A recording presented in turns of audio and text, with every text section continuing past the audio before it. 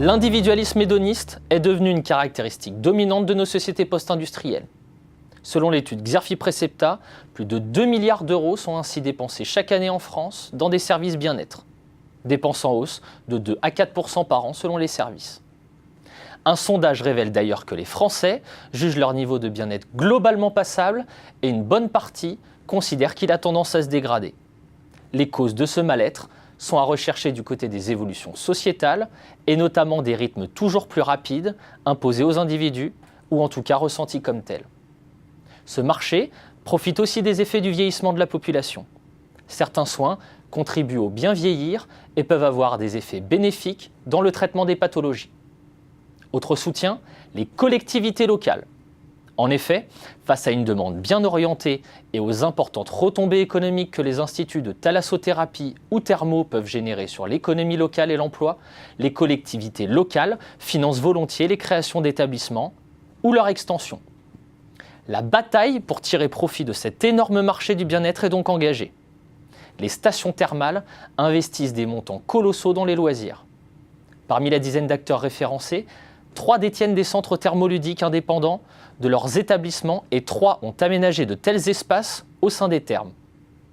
Les hôtels sont quant à eux de plus en plus nombreux à intégrer dans leur offre un spa et des services esthétiques ou de massage afin d'améliorer leur attractivité et susciter la préférence des consommateurs. Certains hôtels deviennent ainsi de véritables wellness resorts, une mutation qui se fait d'ailleurs parfois en partenariat avec les grands noms de la cosmétique.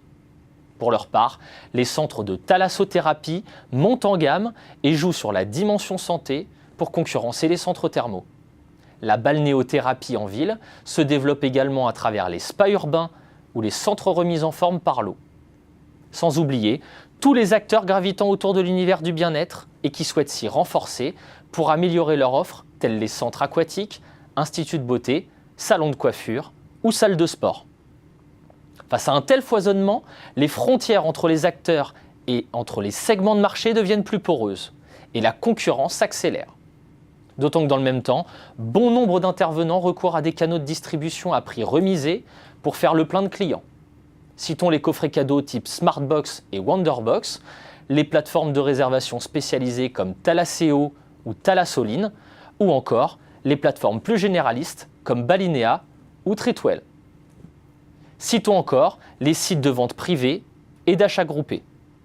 Autant d'intermédiaires qui pèsent de plus en plus sur les stratégies commerciales des acteurs du bien-être, tout en favorisant invariablement les pressions déflationnistes.